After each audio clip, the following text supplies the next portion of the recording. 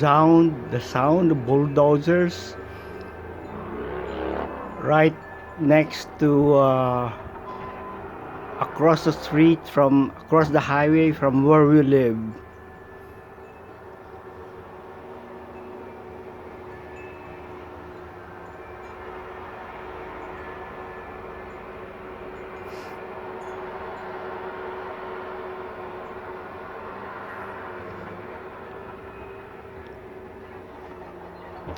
Soon the tranquility and peace that why we chose this place will be gone.